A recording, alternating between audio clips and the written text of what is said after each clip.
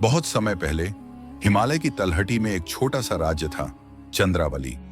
यह राज्य अपनी सुंदरता के लिए नहीं बल्कि उस महल के लिए प्रसिद्ध था जो रात में चांद की रोशनी में चमकता था। लोग उसे चांद महल कहते थे। राज्य पर शासन करते थे महाराज अर्जुन देव, जो युद्ध में जितने पराक्रमी थे उतने ही अपने लोगों से प्रेम करने वाले थे। उनकी रानी मालविका सौंदर्य और करुणा की मूर्ति थी। दोनों का प्रेम ऐसा था कि महल की दीवारें भी उनकी मुस्कान से गूंजती थीं। पर एक दिन एक अजनबी साधु दरबार में आया।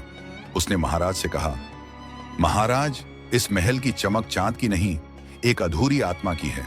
सावधान रहिए, यह महल हर पूर्णिमा की रात किसी न किसी का बलिदान मांगता है। महाराज ने हंसकर बात टाल दी, लेकिन उसी रात चांद महल की सबसे ऊंची मीनार से एक सैनिक गायब हो गया। फिर हर पूर्णिमा को किसी न किसी की मृत्यु होने लगी। रानी मालविका भयभीत थी। उन्होंने मंदिर में जाकर देवी से प्रार्थना की, यदि यह श्राप है तो इसका अंत बताइए मां। रात में उन्हें एक सपना आया। एक पुरानी रानी जो रो रही थी बोली, मैं हूं लावण्या, इस महल की पहली रानी। मेरे पति ने अमृता के लिए मुझे चांद की किरणों में कैद कर दिया। अब हर पूर्णिमा मैं किसी की आत्मा खींच लेती हूं। अगले दिन रानी ने यह बात महाराज को बताई।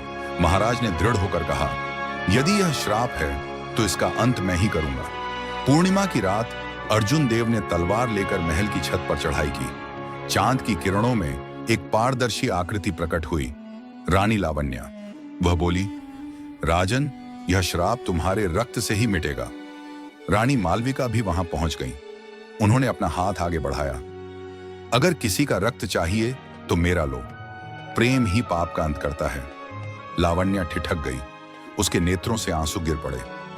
मैं अमर नहीं रहना चाहती, मैं मुक्त होना चाहती हूं। रानी के आंसू जमीन पर गिरे और उसी क्षण चांद महल की रोशनी बुझ गई। वह आत्मा मुक्त हो गई और एक दिव्य प्रकाश में विलीन हो गई। सुबह जब सूरज निकला, महल अब पहले जैसा साधारण दिख रहा था। महाराज ने रानी से कहा, अब इस महल की चमक हमारे प्रेम की होगी, किसी आत्मा की नहीं।